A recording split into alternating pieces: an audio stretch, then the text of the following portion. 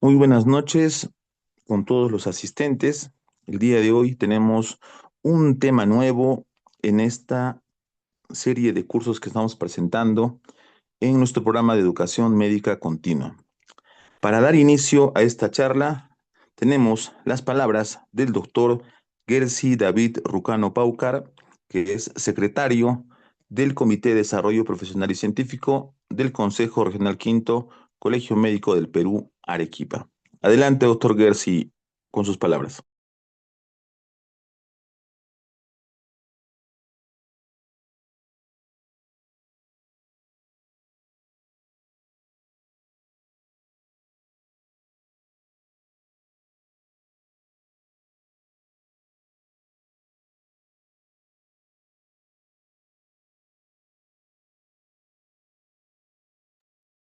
Doctor Gersi, ¿puede activar su audio? A ver, vamos a esperar unos segundos para que el doctor pueda. Ahora sí, se le escucha, doctor, a ver. Muy buenas noches, ingeniero Marco Málaga Morales, Perfecto, doctor, se le escucha fuerte y claro. encargado del sistema informático del Consejo Regional Quinto del Colegio Médico del Perú. Muy buenas noches, a nombre del Consejo Regional Quinto y de la Junta Directiva, le damos la bienvenida y las buenas noches a todos los colegas médicos cirujanos y a todo el personal de salud en general. A nombre de la Secretaría de Desarrollo Profesional y Científico, tengo el honor de presentar en el cuarto tema del calendario de educación médica continua 2026. En esta oportunidad le damos la bienvenida y antes el agradecimiento por habernos aceptado incondicionalmente su participación para apoyar a nuestros colegas en general y especialmente a los futuros servilistas que prontamente tendrán que prestar atenciones médicas a nuestra población de zonas marginales que tanto lo necesitan. Sin más preámbulos, lo presento al doctor Luis Alberto Nina Paza, médico asistente especialista del Servicio de Otorrinolaringología del Hospital Nacional Carlos Alberto Seín Escobedo, ESALU. Él estará disertándonos el tema que ha sido solicitado por muchos colegas que ya están pronto a ir al SUSERUM, manejo general de urgencias en otorrinolaringología. Doctor Luis Alberto Nina Apaza, muy buenas noches, bienvenido. Adelante, doctor.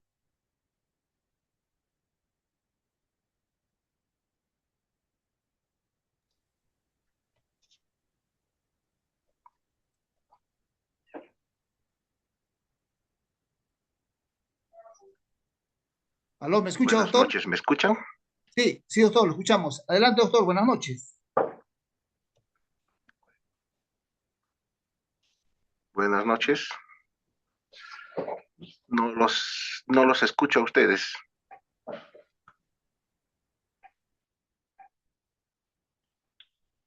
No lo escucho, doctor. Ahora, doctor, No lo escucho. ingeniero Marco Málaga, Sí, sí, doctor, sí, se le No escucha puede escucharlo, perfectamente a doctor. usted y al doctor Luis. doctor, Puede adelante, ya iniciar, lo doctor. escuchamos. ¿Dónde? Ah,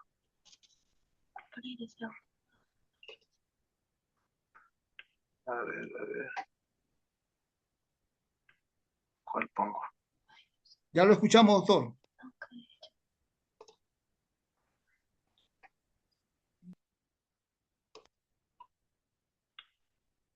No llego a escucharlo, doctor. A usted lo estamos escuchando perfectamente, doctor. Adelante. Ya, ahora sí, ya recién lo escucho. Sí, doctor, se le escucha también fuerte y claro. Puede comenzar. Perfecto. Gracias, Eh, doctor Luis Alberto Nina Paza, muy, muy agradecidos por su aceptación incondicional, que va a ser de mucha utilidad para todos nuestros colegas que muy prontamente estarán yendo al CERUM, donde usted sabe que las zonas marginales tanto lo necesitan, situaciones de temas de especialidad, que en esa oportunidad usted nos va a estar disertando lo que es urgencias en otorrinolaringología. Buenas noches, doctor. Adelante, bienvenido. Buenas noches, doctor. Mi especial agradecimiento al Colegio Médico del Perú, Consejo Regional Quinto, y a todos los participantes por darse ese tiempo para poder escuchar la presente conferencia que les he preparado. Las urgencias otorrinolaringológicas son muy variadas porque estas requieren una atención inmediata y hay la necesidad de resolverlas. La resolución puede ser tanto de tipo ambulatoria o hospitalaria.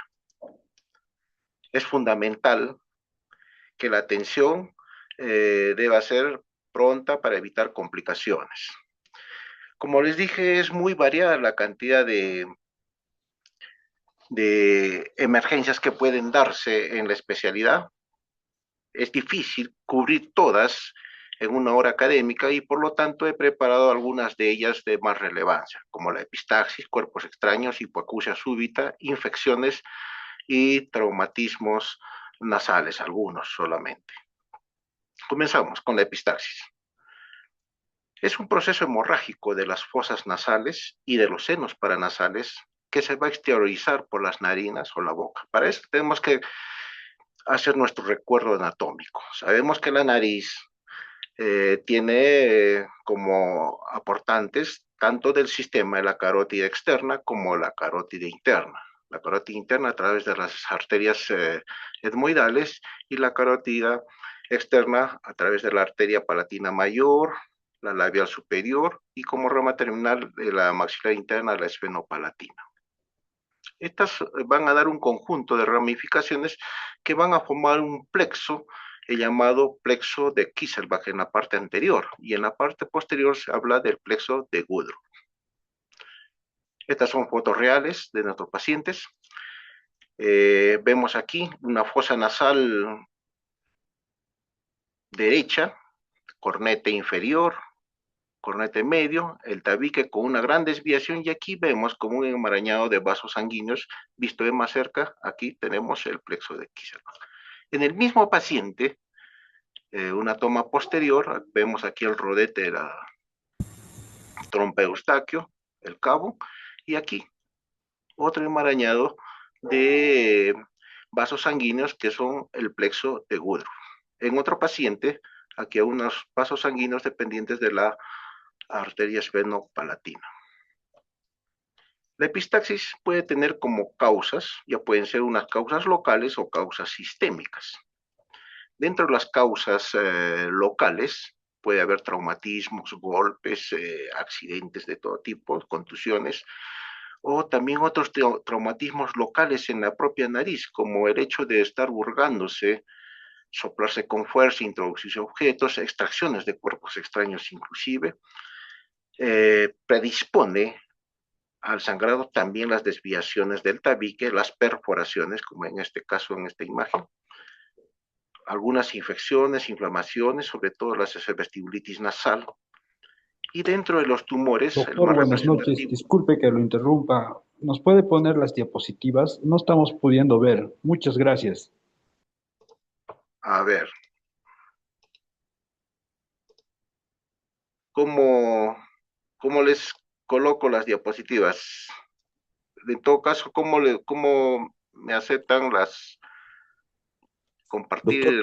Ingeniero sí, Marco, por favor. hay un botón de color verdecito en la parte media, un botón verde en la parte media inferior. En la parte media inferior Sí, de su del Zoom. pantalla? No lo veo. O quizás ingrese al Zoom, quizás esté en otra ventana ahorita, capaz está en el PowerPoint, donde esté el Zoom No le y tengo, a ver. el teléfono, la cámara y luego viene el botón verdecito que está en la parte inferior al centro, ¿sabes? Está.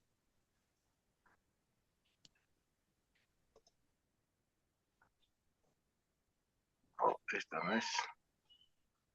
Ahora sí, doctor, ya creo que está empezando a compartir. Sí, Ahora sí, perfecto. ahora sí, Sí, doctor. no la ponga en pantalla completa y no me comience la primera, la segunda, desde la parte izquierda puede comenzar a administrar. Aquí como A ver,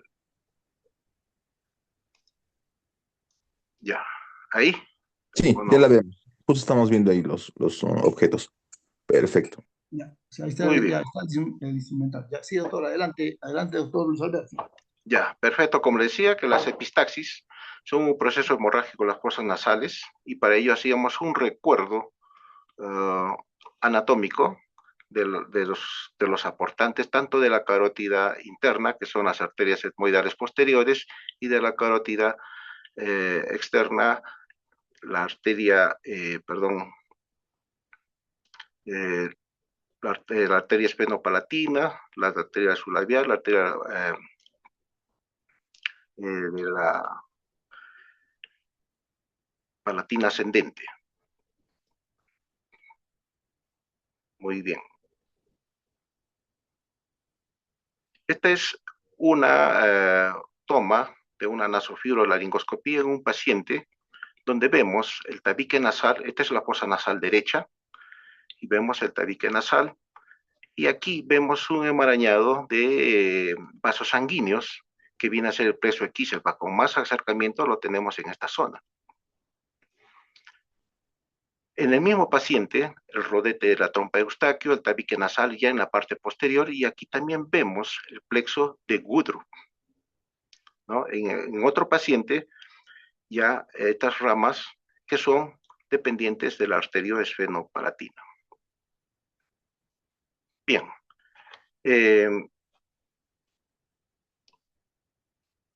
Las epistaxis tienen como causas, pueden ser causas locales, como los traumatismos, contusiones, el hecho de estar hurgándose la nariz, soplarse con mucha fuerza, introducirse objetos, o en los intentos de extracción de cuerpos extraños puede ocasionarse.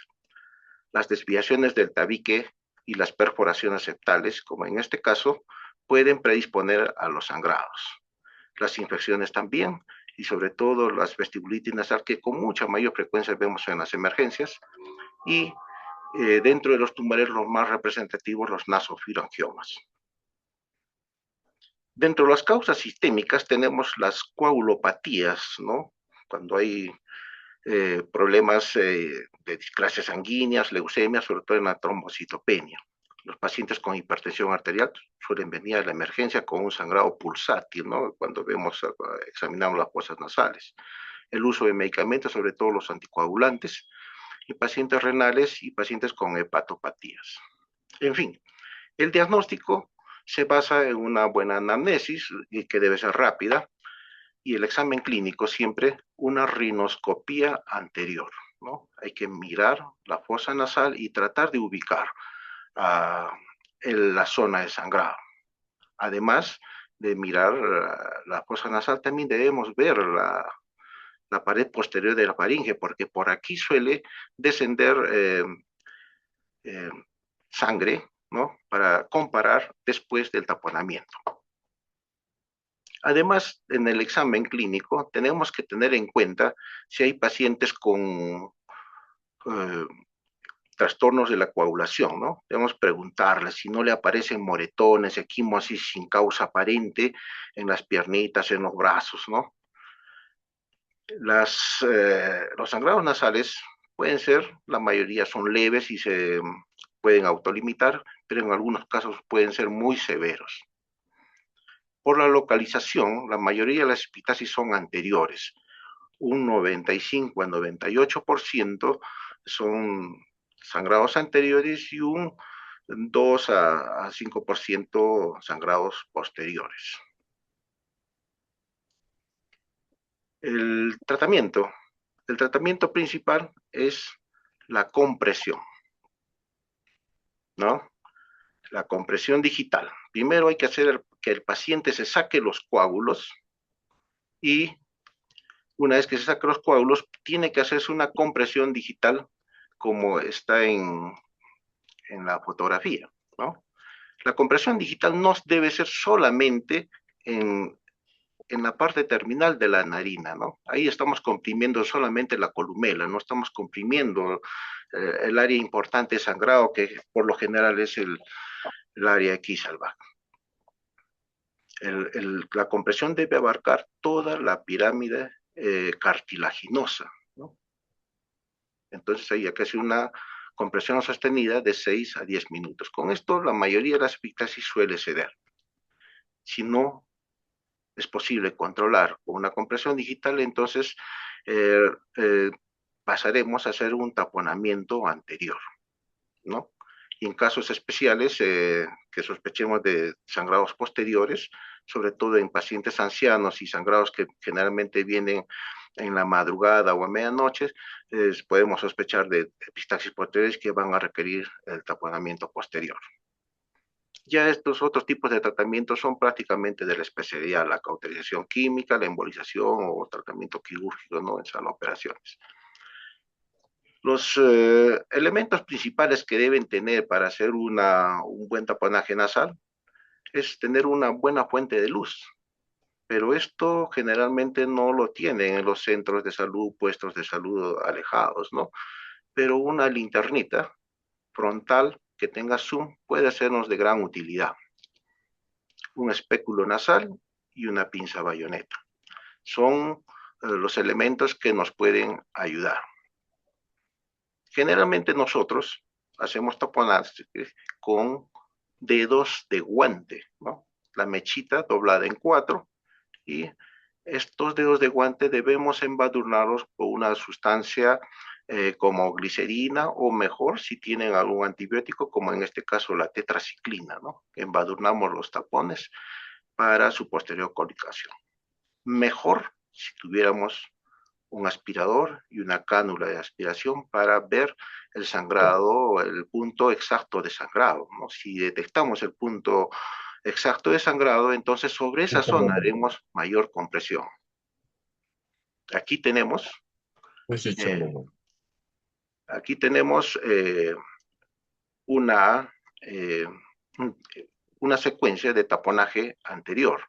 Para esto tenemos que tener en cuenta que cuando hagamos nuestro taponamiento tenemos que dirigir nuestra pinza en este sentido, paralelo al piso de la fosa nasal, ¿no? Miren el sentido en que se debe poner el taponaje, no como en estos casos, ¿no? Mira, esta pinza está paralelo al dorso de la pirámide nasal, está dirigiéndose prácticamente hacia con dirección a la fosa craneal anterior, ¿no? Debe hacerse de adelante hacia atrás, ¿no? Y una vez que se culmine el taponaje anterior, siempre hay que revisar la pared posterior de la faringe, porque ahí vamos a comparar cuánto ha cedido el sangrado o el sangrado es mínimo. En el caso de los taponajes posteriores, hay que pasar una sonda Nelaton delgada o cualquier otro tipo de sonda delgada y extraerlo por la boca. Se debe preparar un muñequito, en este caso un muñequito de gasa que tiene 3 hilos. 2 hilos bastante largos que van a ser anudados a la punta de la sonda y un hilo corto de más o menos unos 7 centímetros que debe quedar colgando para cuando nosotros retiremos ese taponaje. Este muñequito de gasa no va a ingresar solamente traccionando por la fosa nasal. Debe ingresar, nosotros debemos ayudarnos con el dedo índice, ingresarlo hasta la pared posterior de la faringe y de ahí subirlo hacia la coana, ¿no? Una vez que ya se ha ubicado en la coana, traccionamos y podemos complementar con un taponaje anterior y anudamos, como dijimos, trajimos 2 hilos, un hilo por arriba y un hilo por abajo sobre un rodete de gasa lo suficientemente grandecito para que no se retorne por la fosa nasal. Esta es otra forma de hacer el taponaje, lo mismo le digo, hay que pasar una sonda, lo extrae con una pinza, en este caso se está haciendo un taponaje en un muñequito por un taponaje bilateral, ¿no? Se está sacando un hilo por cada fosa nasal. Igual hay que ayudarse con el dedo para introducirlo a la rinofaringe y por ende a las coanas, ¿no? Se tracciona y estos hilos, en este caso, hay que fijarlos como continúa acá en la figura, ¿no? sobre un rodetito de gasa. Este rodete de gasa está muy pequeño, debe ser más grande, porque si no el hilo va a causar daño en la piel de la columela. Asociado a...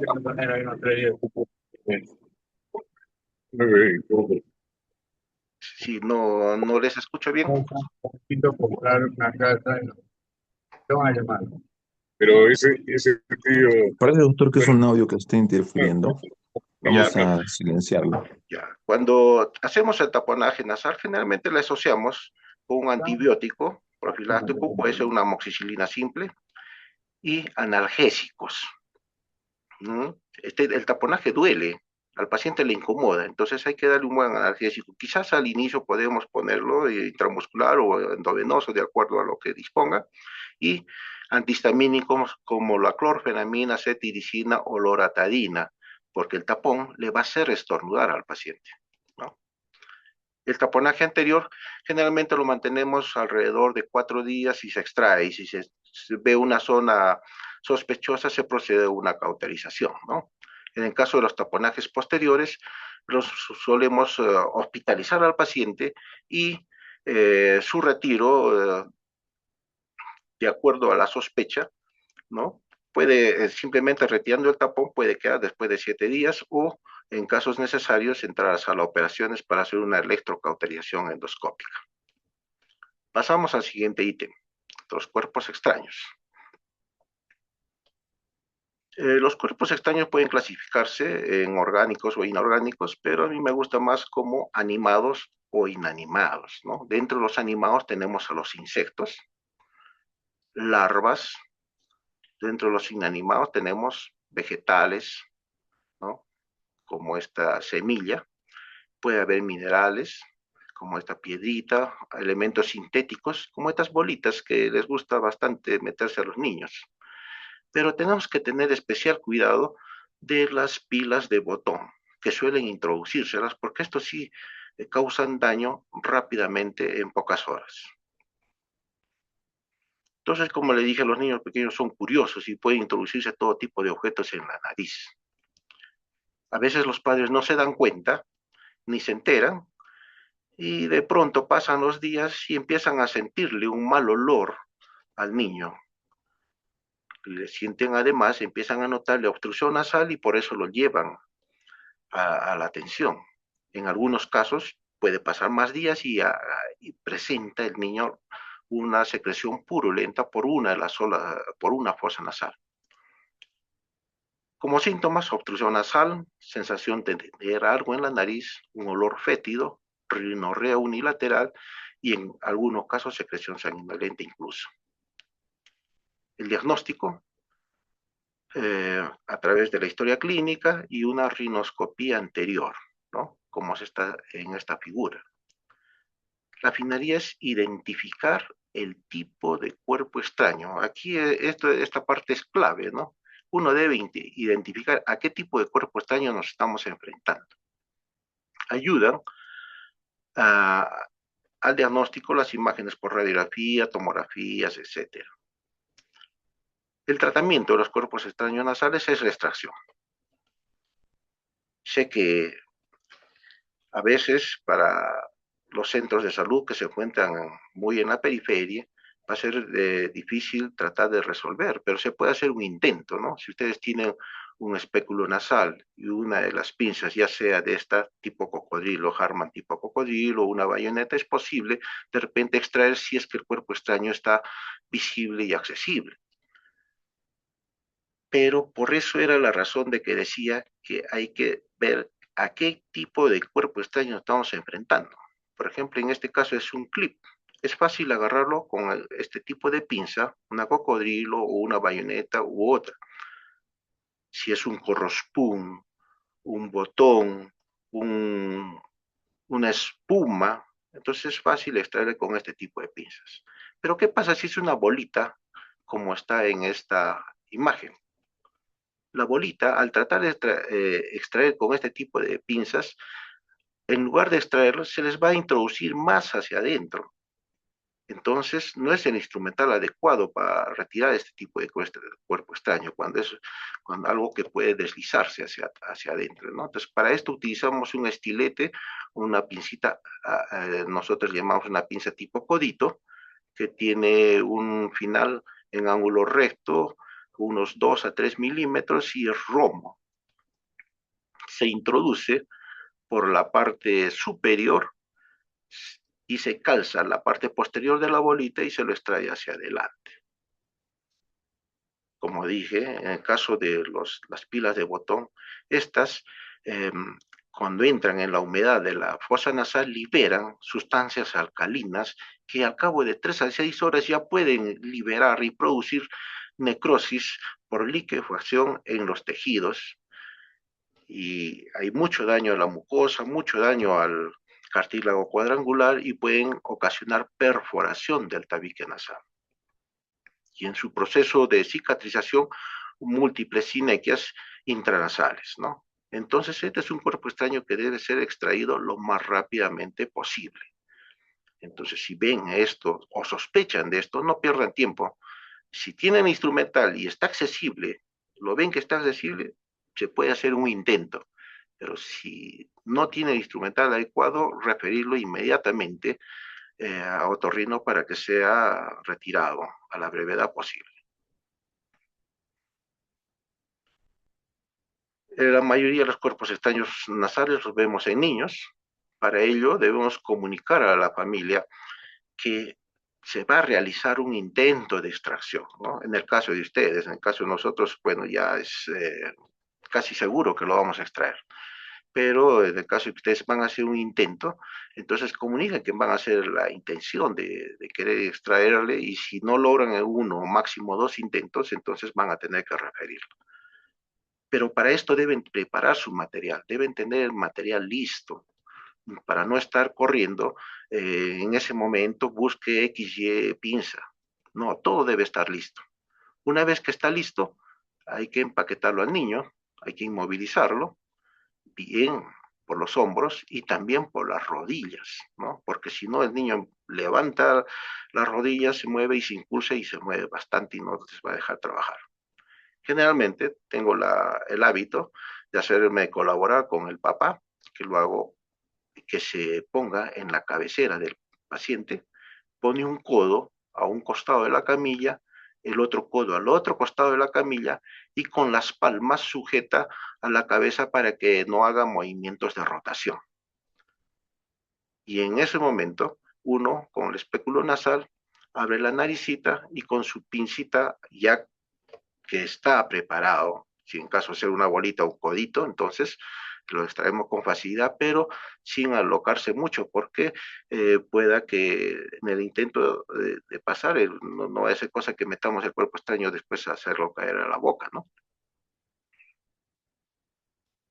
En cuanto al oído, los cuerpos extraños al oído, estos deben ser extraídos siempre que se cuente con instrumental adecuado. Quizás aquí ya no hay que meterse mucho, a menos que esté demasiado accesible.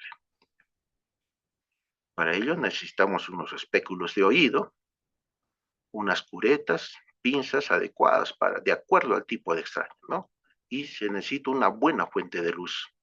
Ya puede ser un frontoluz, una luz frontal.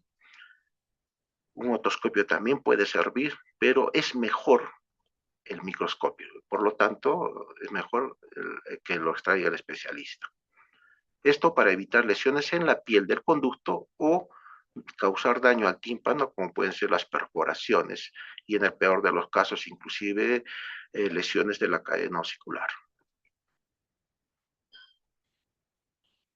Entonces, como esto está dirigido a los médicos serumistas sobre todo, si ustedes ven un cuerpo extraño, digamos, en el tercio externo del conducto, ¿no? Que no sobrepase, ¿no?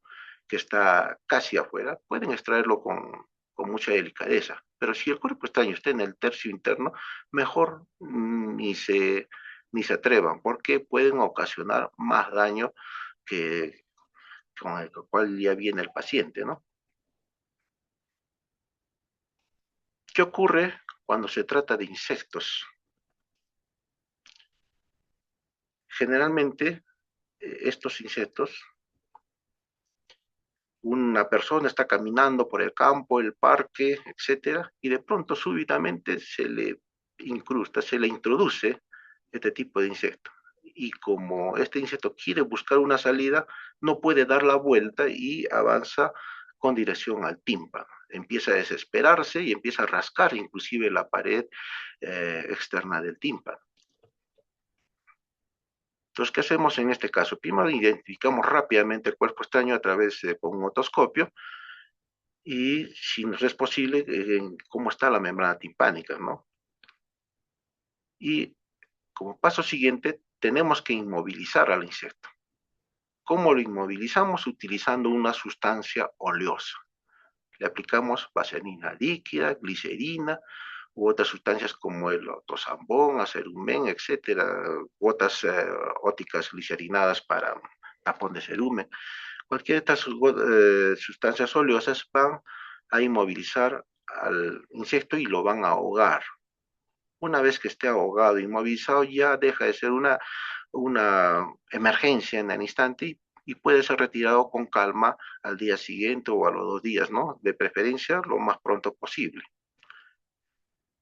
Algunos casos dicen que se puede extraer con un lavado de oído. Sinceramente, este tipo de insectos no he podido extraerlo con lavado de oído, siempre con una pinza fina, cocodrilo, ¿no? En estos casos, si no hay la experiencia, no deben intentarse demasiado. Cuando es otro tipo de objetos, sobre todo la pila de botón, no debemos perder tiempo.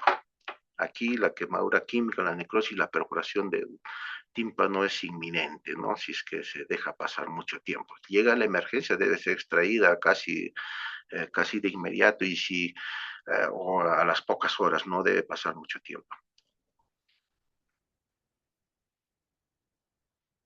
Cuerpos extraños en la faringe. Estos se alojan accidentalmente, ¿no? Es frecuente en niños y en personas mayores, y hay todo tipo de cuerpos extraños. Las más frecuentes, las espinas de pescado, ¿no? Y entre ellos también puede haber los huesos de pollo, frutos secos, monedas, alfileres, prótesis dentales, chapas de las botellas, etcétera.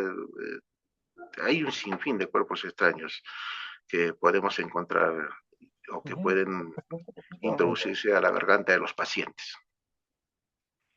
¿Qué signos pueden haber? Depende de dónde está ubicado. Si es en la orofaringe, habrá odinofagia, un dolor lateralizado a un lado de la garganta, podrá tener problemas para deglutir, puede haber inclusive un dolor de oído reflejo. Si está en la hipofaringe, inclusive puede pasar disfagia, dificultad para respiratoria, o por compresión o desplazamiento de la laringe. En algunos casos se puede ver hasta problemas respiratorios, ¿no? De obstrucción respiratoria. Entonces el diagnóstico se basa en la anamnesis y luego el examen físico que viene a ser la faringoscopía, ¿no? Con un bajalenguas miramos parte de la orofaringe y si no, hacer una laringoscopía indirecta porque a veces suelen estar un poco más hacia abajo los cuerpos extraños. Y cuando no se ve por estos métodos, entonces nosotros hacemos inclusive una nasofibrolaringoscopía. Las imágenes ayudan, sí, la radiografía, la tomografía. En este caso, un imperdible en la faringe, bastante grande. Y en este caso, la extracción va a ser quizás dificultosa porque hace con un aspecto de anzuelo la punta, ¿no? Hay que hacer diagnóstico diferencial con los cuerpos extraños de esófago, como en este caso, ¿no? Un hueso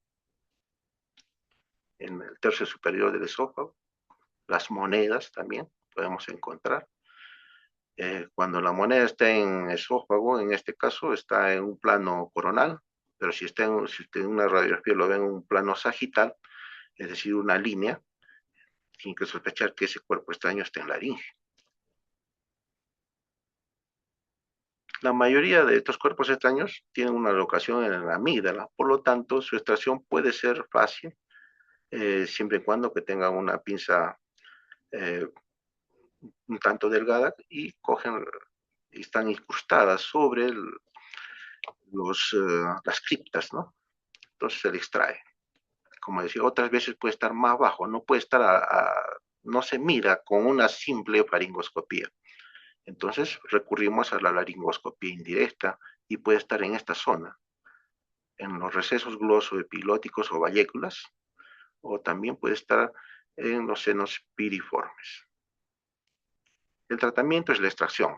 Si está en las amigas, si está accesible y creen que es sencillo, es un cuerpo extraño que no es complicado de extraer, hay que extraerlo. Pero si está como en caso del imperdible o engarzado que puede causar otras lesiones, es mejor referirlo al especialista.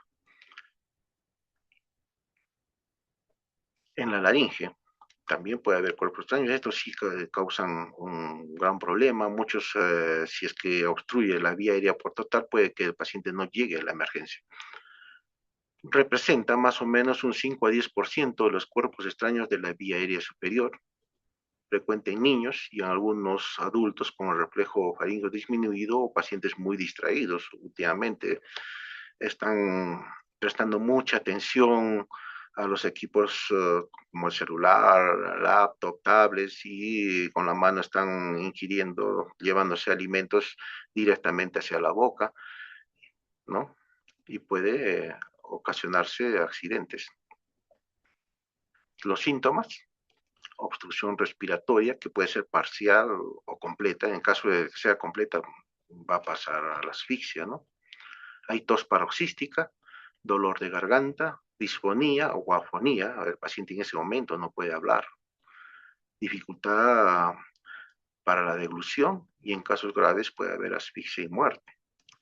Tipos de cuerpo extraño de todo tipo, ¿no?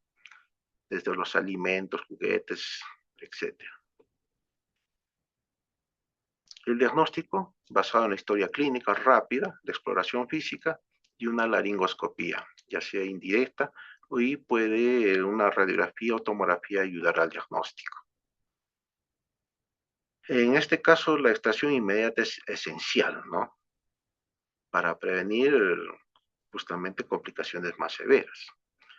Pero ya eso dependerá de en qué zona está ubicada y cuánto está obstruyendo la vía aérea, ¿no? Hay una maniobra salvadora que es la maniobra de Heimlich, que todos nos enseñan en los años básicos, en primeros auxilios, sobre todo cuando se atragantan súbitamente, cuando están comiendo o poniéndose algún objeto en la boca a los niños. Entonces es una maniobra que debe hacer en el instante, ¿no? Para la extracción de otros tipos de cuerpos extraños, como lo que vemos en las figuras, requerimos de una laringoscopía directa, eso ya con anestesia general. Y en casos severos, los pacientes pueden requerir laringotomía o traqueotomía. Es decir, la mayoría de estos cuerpos extraños requieren de un tratamiento especializado. Esta es la maniobra de Heimlich. Ya ustedes repasarán en sus manuales de primeros auxilios. Es diferente un adulto, un niño pequeño, un niño más grandecito. Pasamos rápidamente al otro ítem de urgencia otorrinolaringológica, que es la hipoacusia súbita. La hipoacusia súbita es una hipoacusia neurosensorial, que es de inicio súbito, puede instalarse en pocas horas, pero en menos de 72 horas en total, o sea, 3 días. Y cuando hacemos una audiometría, encontramos una pérdida de al menos 30 decibeles y al menos en 3 frecuencias consecutivas. En este audiograma vemos hasta 6 frecuencias consecutivas tomadas en el oído izquierdo. Esta es una urgencia porque requiere de un diagnóstico y tratamiento rápido, porque cuanto más rápido empecemos el tratamiento, vamos a tener una mayor posibilidad o mayor chance de recuperar la mayor cantidad posible de audición. Generalmente, lo que les viene a la emergencia es un paciente que no está con fiebre, no está cojeando, no está con otro problema, simplemente les dice que han dejado de escuchar, ¿no? Que ayer escuchaban bien y el día de hoy han amanecido con el oído tapado, que no escuchan. O dicen, estaba de pronto caminando, escuché un zumbido y ya dejé de escucharlo todo. Entonces es una evolución rápida, así en horas, menos de 32 horas, es decir, menos de 3 días. Ustedes lo examinan y ven que el conducto está libre, el tímpano está sano, de aspecto normal. Entonces, con esto ya están sospechando que puede tratarse de una hipoacusia súbita.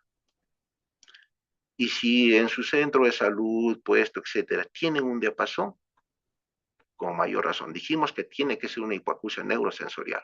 Si ponen el diapasón en el vértex de la cabeza del paciente y el paciente escucha mejor por el oído que no está comprometido, entonces ya tenemos gran sospecha que puede tratarse de una hipoacusia de tipo neurosensorial, ¿no? La prueba de diapasones de Weber. Pero de repente no tienen un diapasón. A veces no hay. Ese rato no está en la mano, estamos en un sitio muy alejado. ¿Y cómo podemos sospechar? Hay un test del cual se habla que es el test de Ham,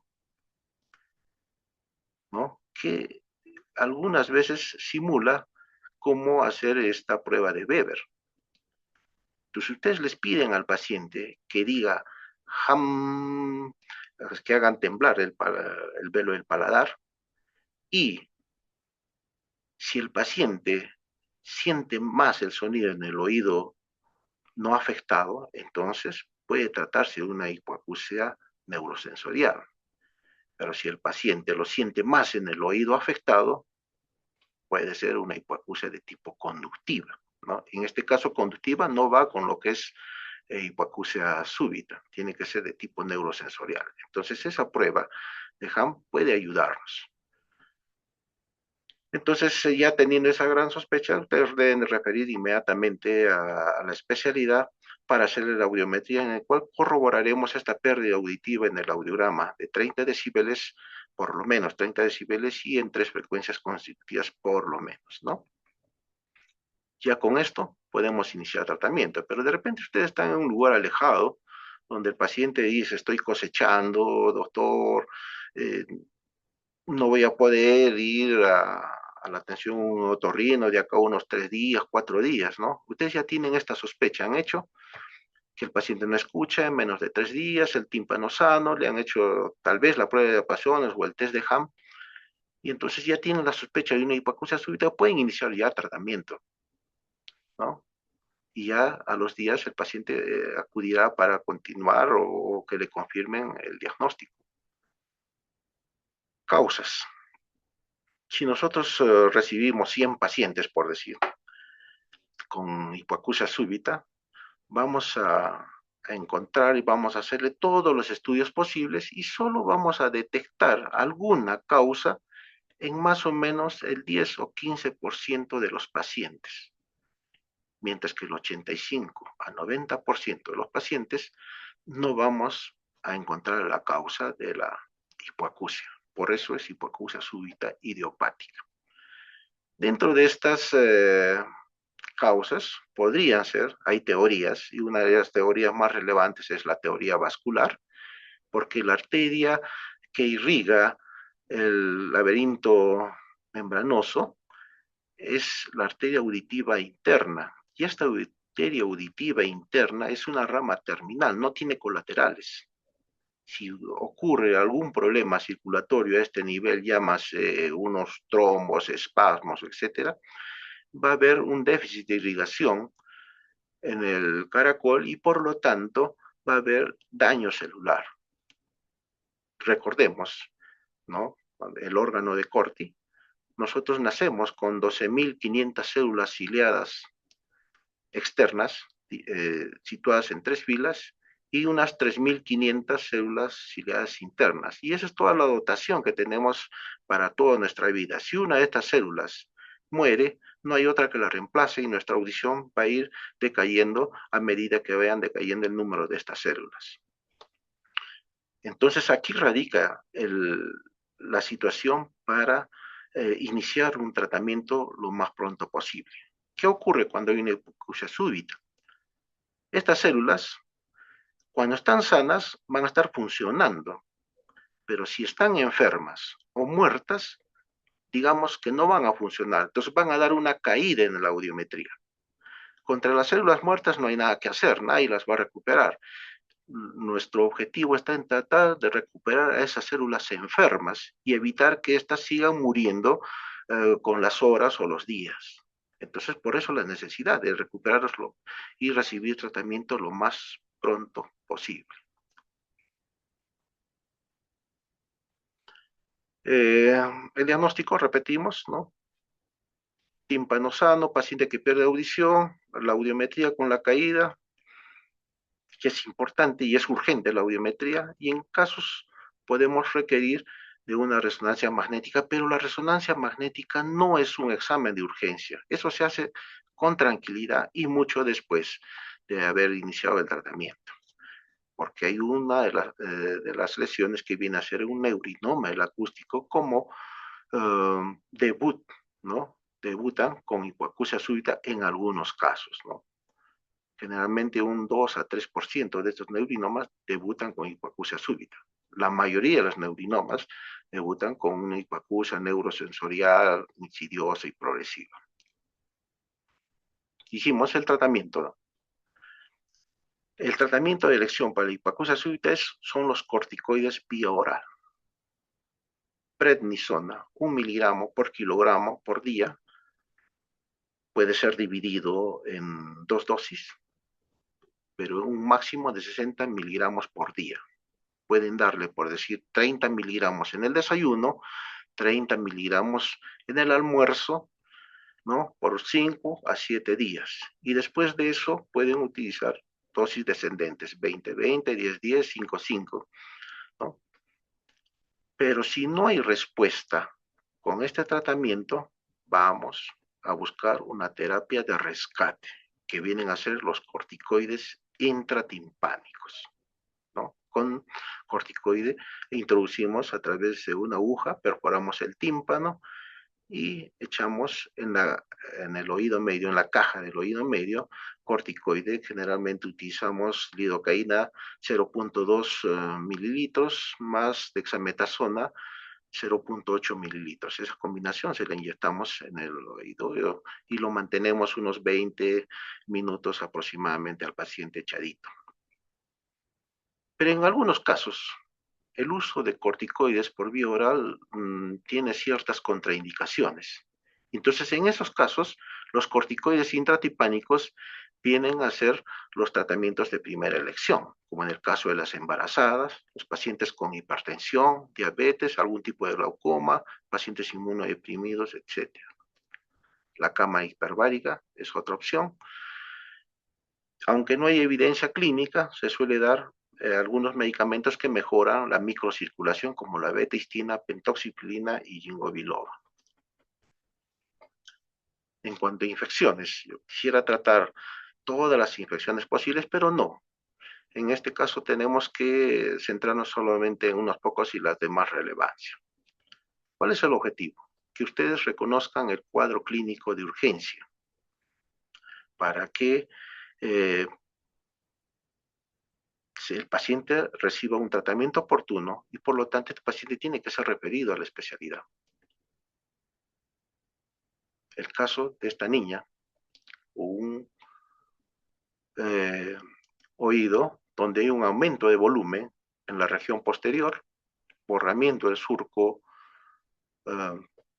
retroauricular y dolor de oído, ¿no? Esta es una mastoiditis aguda, donde hay una infección de las celdas mastoideas y que aparece por lo general unos días o después de una otitis media aguda.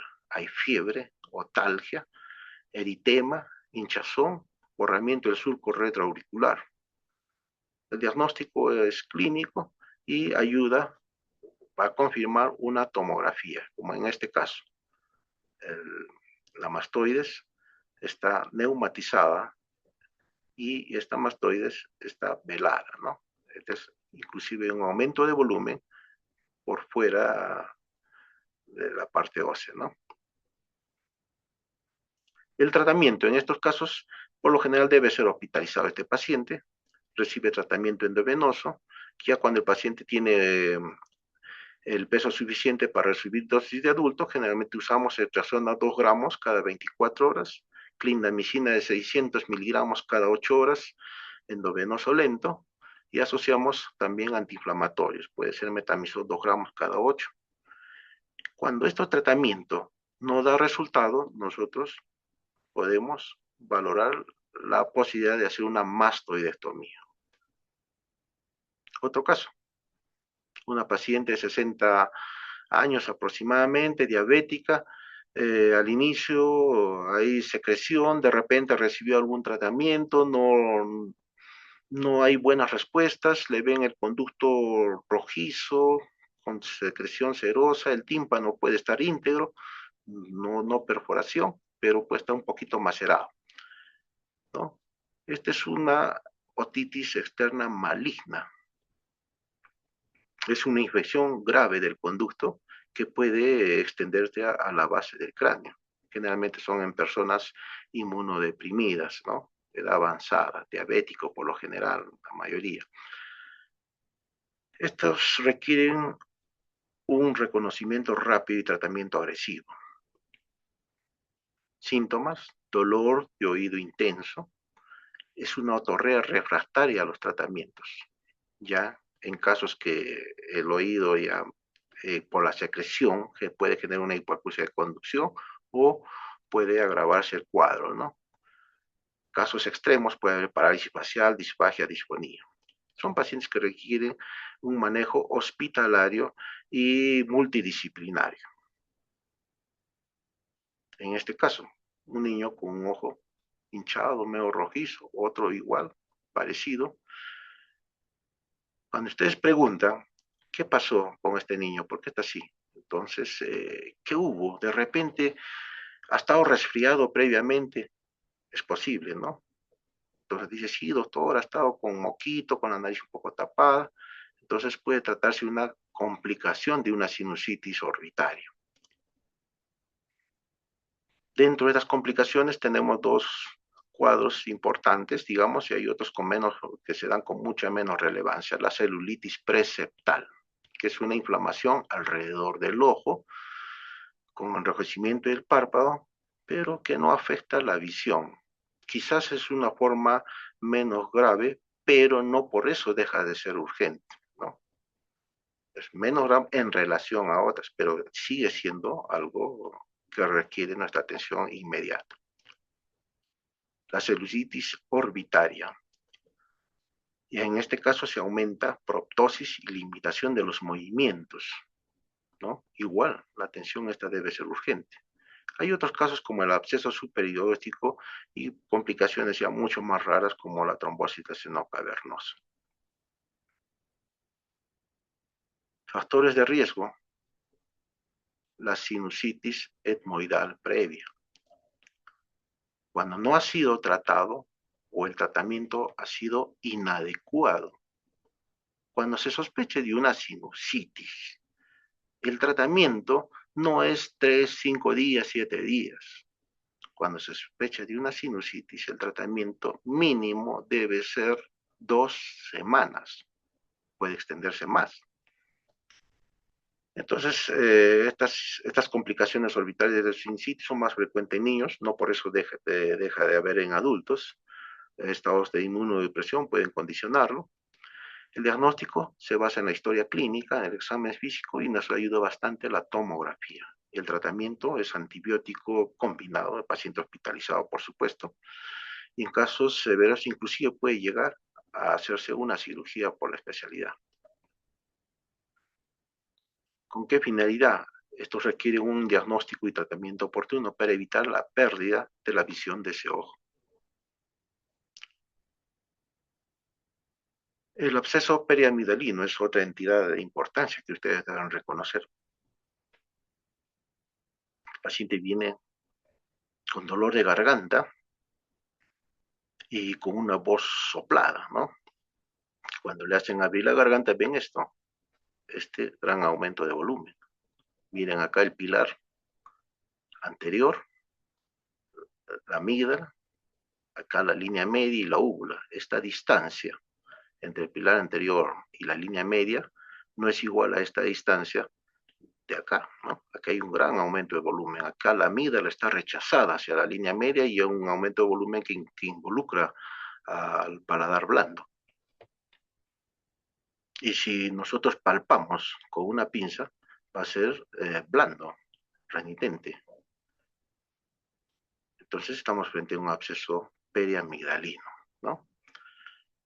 Esta generalmente es una complicación de una amigdalitis. Los abscesos periamigdalinos, nosotros en otorrino vemos, estos forman parte de un gran capítulo que se llama las faringitis profundas, ¿no? ¿No? Dentro de ellos están los abscesos periamigdalinos, los abscesos laterofaringeos que rechaza toda la pared lateral faríngea de la línea media, y los abscesos retrofaringeos, ¿no? Son menos frecuentes, cierto. Entonces, lo importante es que ustedes puedan reconocer estos cuadros clínicos. Provoca fiebre, dolor de garganta, dolor de oído, es un dolor, puede ser referido, disfagia, cialorrea y la voz, como decía, una voz velada. Los antiguos le llamaban la voz en patata caliente, es como que se fuera una papa caliente en la boca y empezaran a hablar. Al examen puede haber o no trismus, a medida que avanza y se peora el cuadro, hay trismus, el amomamiento, eritema del pilar y el paladar blando, la úvula está rechazada, puede haber ganglios cervicales. El diagnóstico se basa en la historia clínica, el examen clínico, como estamos viendo en este caso, y fundamental la punción, aspiración, donde se obtiene secreción purulenta. Ustedes llegan hasta la inspección, porque la punción no la van a hacer, ¿no?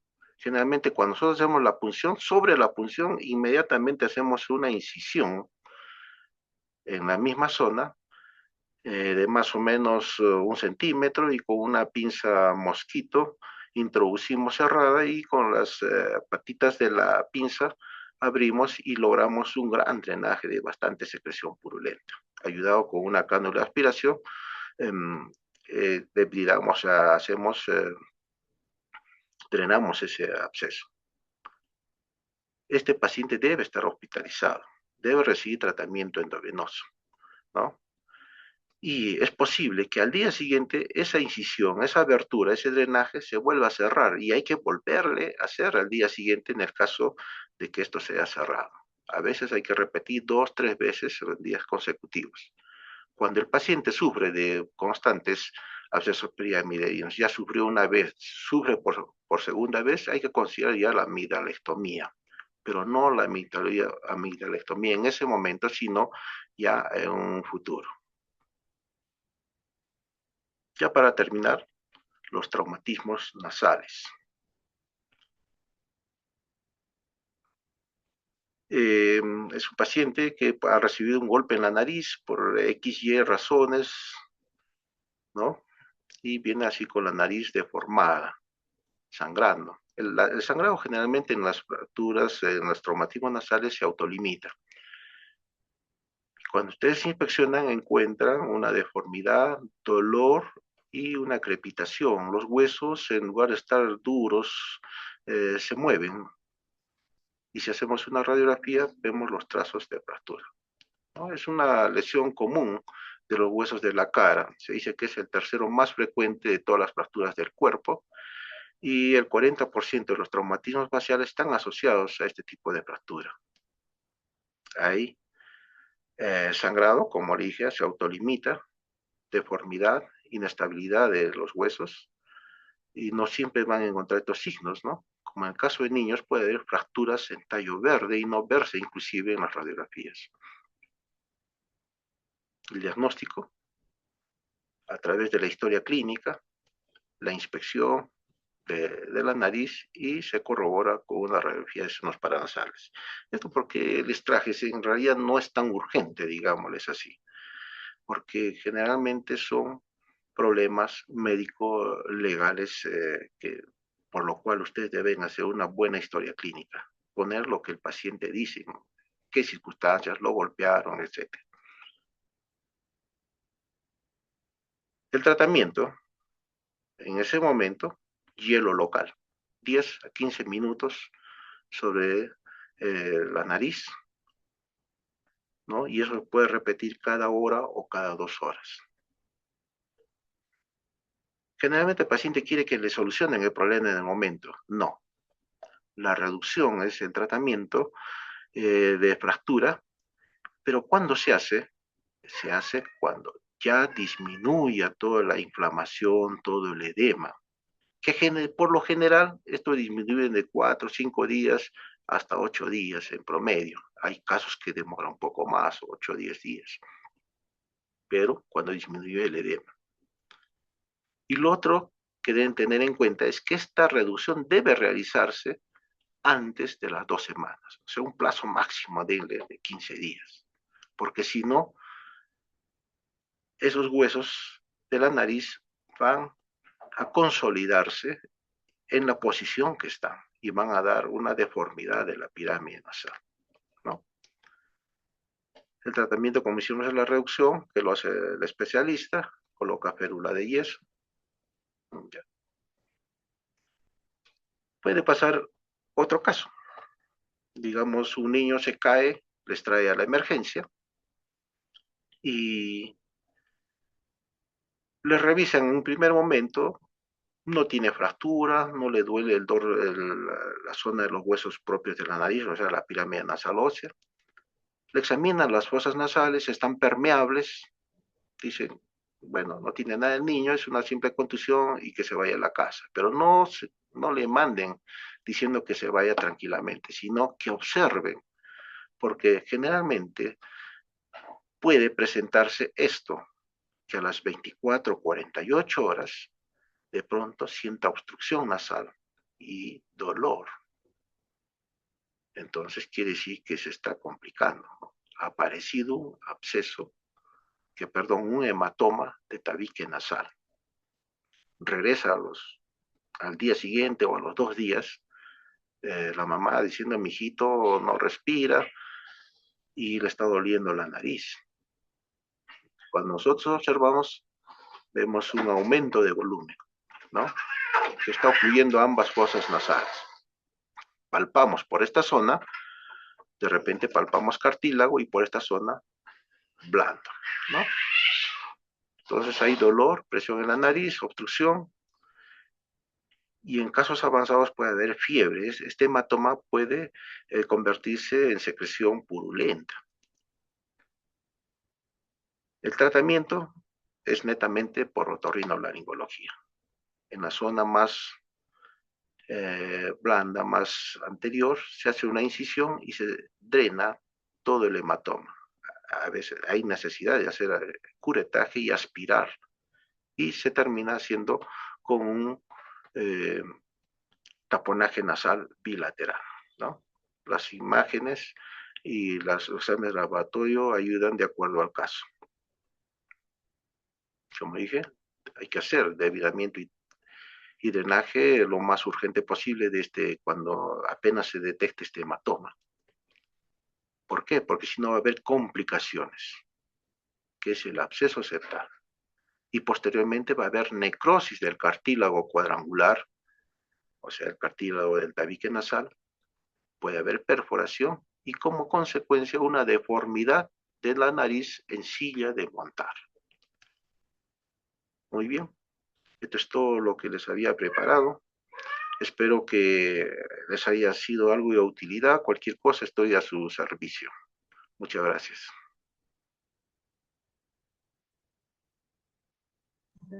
Muchas gracias, doctor Luis Alberto. Nina Pasa, si hubiese alguna pregunta, el doctor con todo gusto está para responder.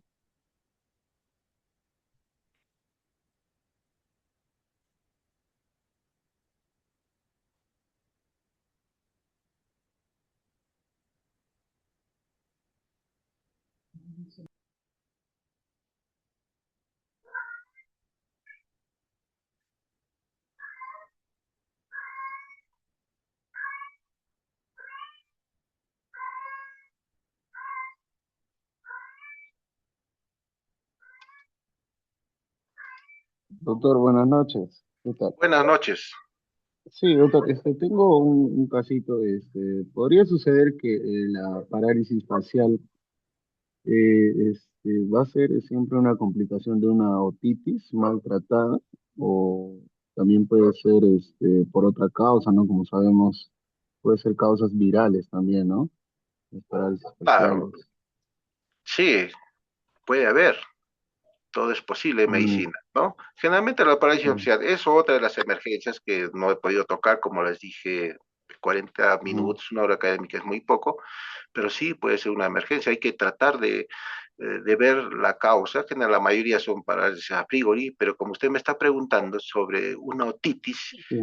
con Ajá. parálisis facial, sí, a veces está el nervio facial, está dehiscente en su Mm, porción timpánica y la infección puede inflamar e mm, irritar el nervio facial. En ocasiones también mm, puede haber tumores que perforen el tímpano y hacer parecer como si fuera una otitis supurativa y en realidad hay un mm, tumor más asociado, ¿no? Puede haber mm, por compresión en este caso, ¿no? Traumatismos ya. también puede ocasionar parálisis facial. Ya, ya. En el caso de la sinusitis, que se ha visto la sinusitis frontal, las clásicas, este, esos sinusitis también podrían producir unas rinitis y y a la misma vez también tipo un diagnóstico de una rinitis alérgica o una parálisis facial también la sinusitis, doctor.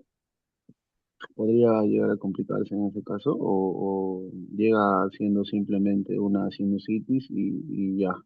No, la rinitis o una parálisis facial un poquito, yo Ajá, diría, alejado, pero una sinusitis, una rinitis a maltratada. una sinusitis es diferente, ¿no? Porque la Mm, rinitis es una inflamación de las mucosas nasales, pero por una causa alérgica. Y la alergia mm, puede predisponer a cuadros repetitivos de sinusitis, sí, ¿no? Un paciente mm, sano puede sufrir menos cuadros de sinusitis que un paciente alérgico. Si es una rinitis alérgica, sí, puede tener mayor probabilidad de hacer sinusitis y sobre todo, ¿no? Porque se asocia dos tipos de inflamación, ¿no? Y ya, puede, doctor, muchas gracias. puede haber. Doctor, Doctor, muchas gracias.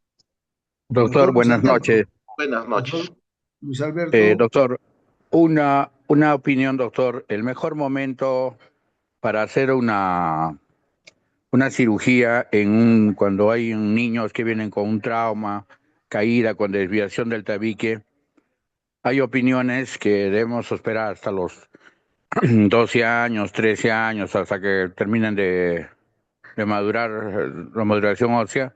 En otros casos hay otras opiniones que debe ser a los 9, 10, 11 años.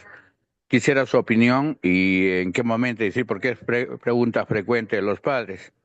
Esa es la primera pregunta, doctor. La segunda pregunta, si es fuera de la exposición, en el caso de los respiradores bucales, porque tenemos tanto adultos como niños que acuden a la consulta y tienen este cuadro, ¿no? Son gorditos, roncan. ¿Qué estrategia debo aplicar o qué caminos debo seguir, doctor? Agradecería su opinión, doctor. Muy bien. En cuanto a la primera pregunta, entiendo que es un niño que ya tuvo un traumatismo nasal antiguo, ¿no es cierto? Porque si es un traumatismo nasal reciente, es decir, viene hoy día o ayer se ha golpeado, entonces, y si tiene fractura de los huesos propios de la nariz, hay que hacer la reducción. En los niños a veces no espera 2 semanas, sino a la semana ya puede empezar a consolidarse. Entonces, en el niño generalmente se hace la reducción a los 7, 8 días, bajo anestesia general en la mayoría de los casos.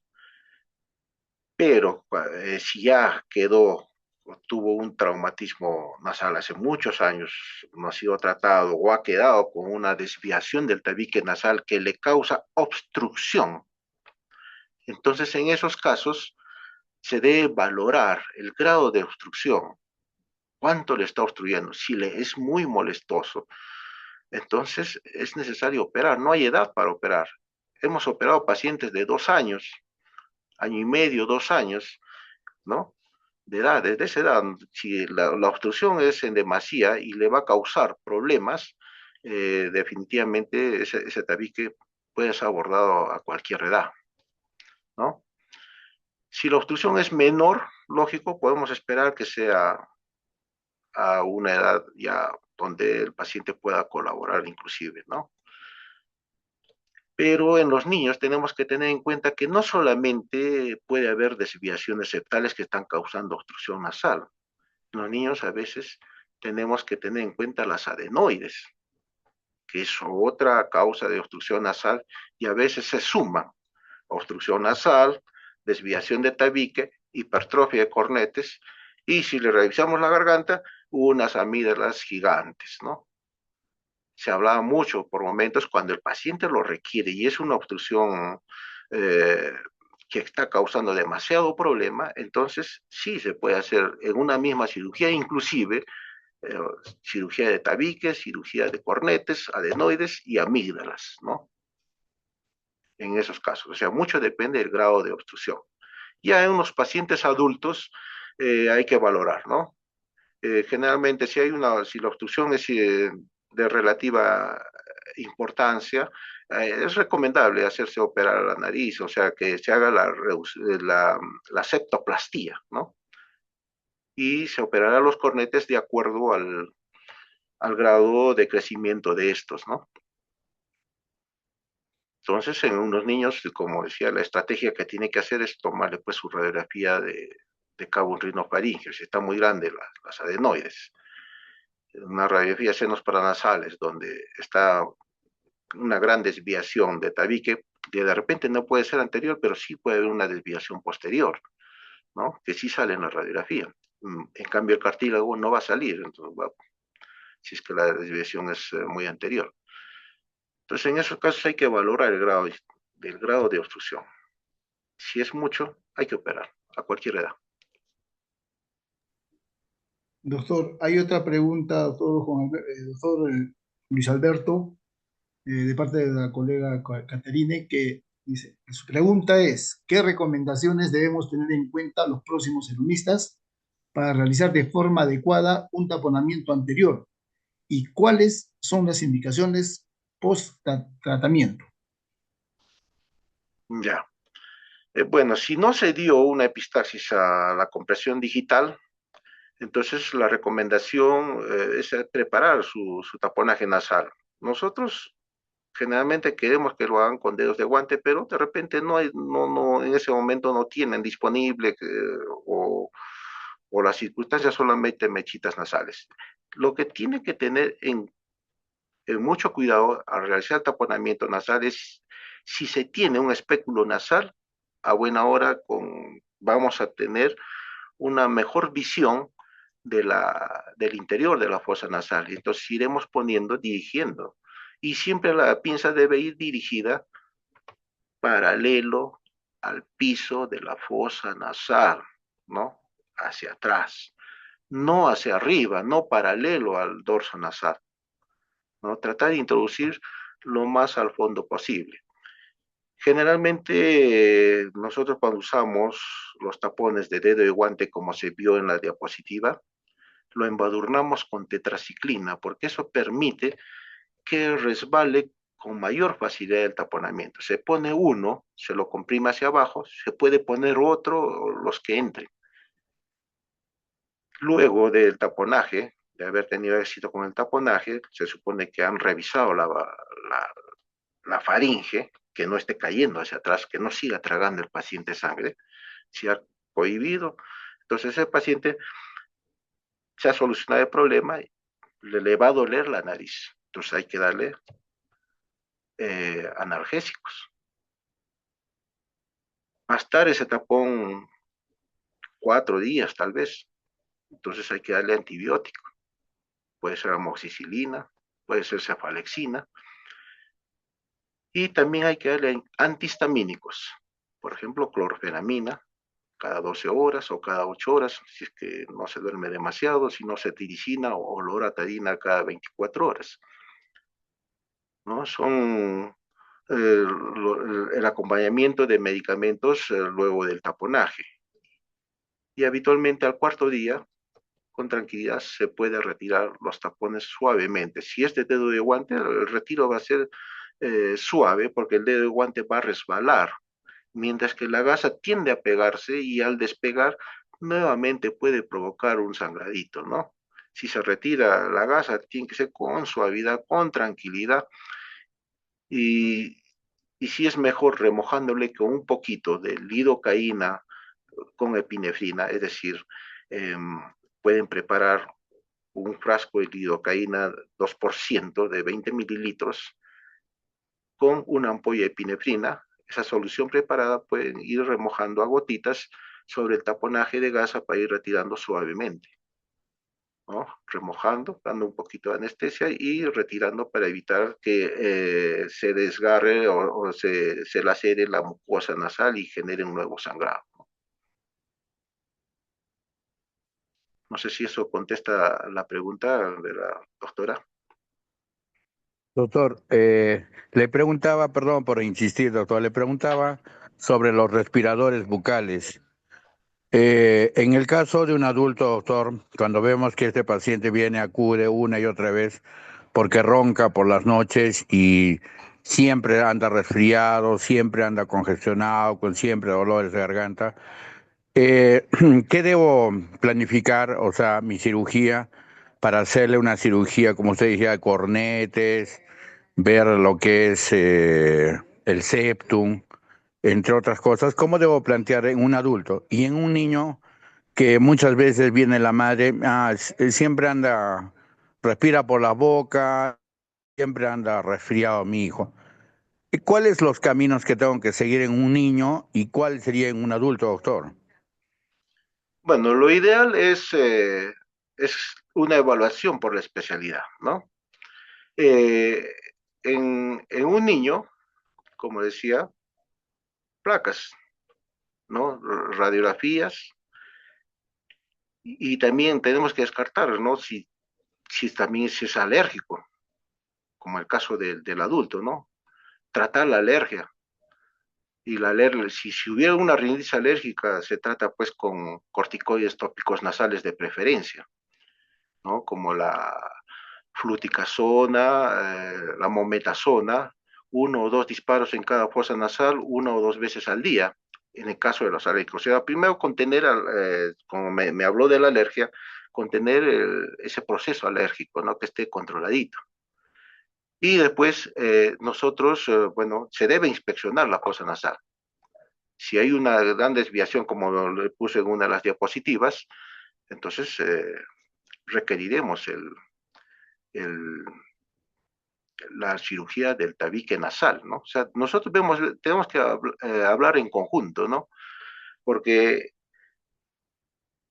no solamente a veces el tabique nasal es el único responsable de la obstrucción, sino también los cornetes, puede haber pólipos en los pacientes alérgicos, pueden estar asociados a poliposis nasosinusal, puede haber tumores, entonces en esos casos una tomografía es útil, sí, bastante útil, ¿no? Que nos da cortes mucho más precisos que una radiografía.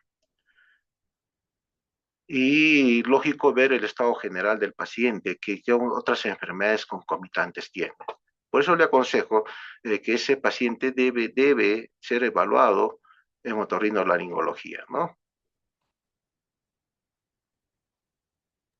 Gracias, doctor. Muchas gracias. Ya.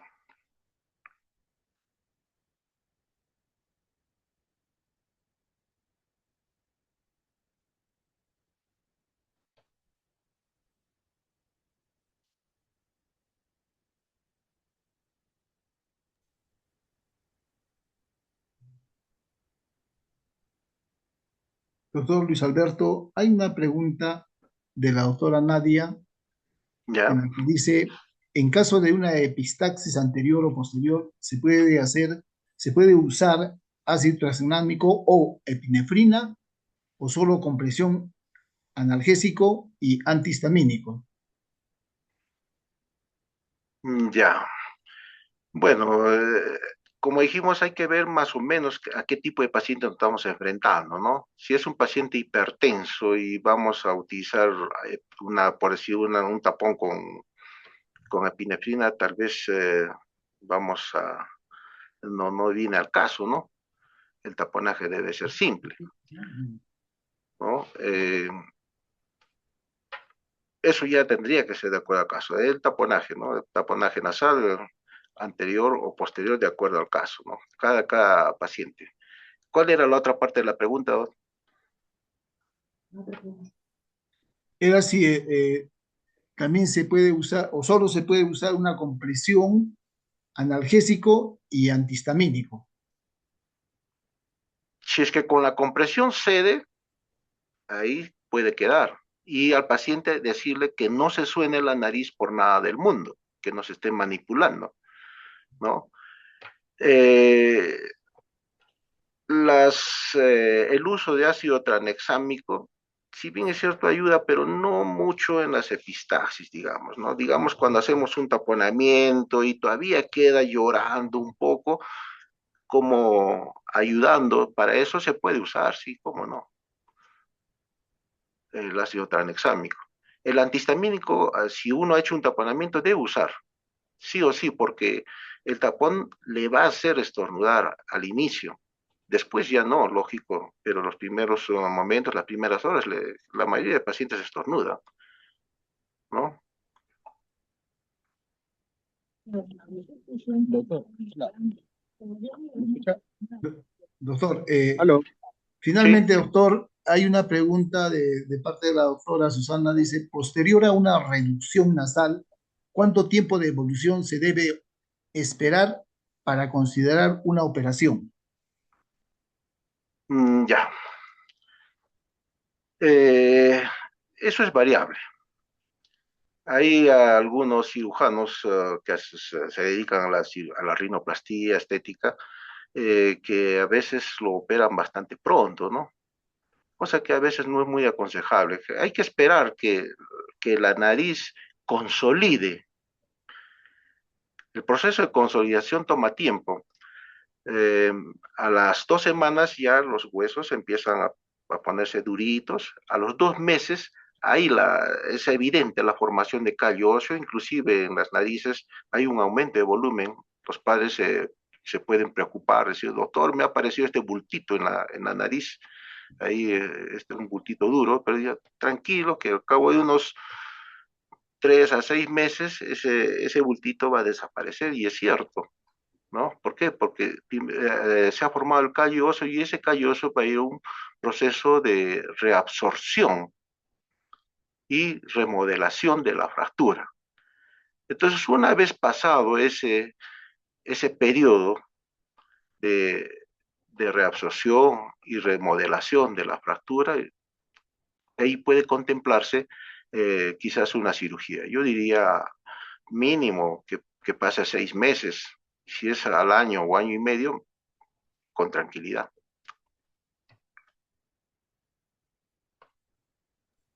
Y finalmente, doctor, la última pregunta de parte de la doctora Lourdes Tobar, en la que pregunta si la rinitis alérgica sin respuesta a corticosteroides recomienda la doble o triple terapia, doctor.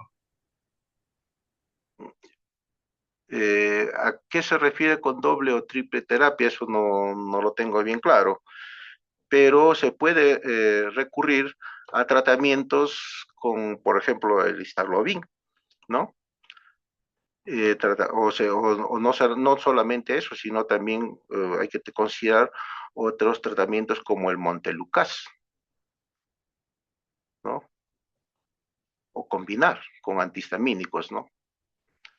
Es importante evaluar al paciente individualmente, qué otros problemas además tiene, ¿no? Portador de asma, etcétera. Pero se puede buscar alternativas. No todos van a responder a los corticoides, ¿cierto? Muy bien, doctor Luis Alberto Nina Pasa, reiterado agradecimiento de parte del Consejo Regional Quinto Colegio Médico del Perú, del Comité de Educación Médica Continua 2020-26, de parte de a nombre de la Secretaría del Desarrollo Profesional y Científico. Le agradecemos infinitamente por esta disertación tan comprensible y que ha creado expectativa y también ha creado mucho entusiasmo y también inquietud en cuanto a las preguntas, y creo que han sido resueltas en su totalidad. Doctor Luis Alberto Nina Paza, le agradecemos reiteradamente a nombre del Consejo Regional Quinto del Colegio Médico del Perú. Muy buenas noches, doctor Luis Alberto Nina Paza. Gracias. Ya. Buenas noches a todos.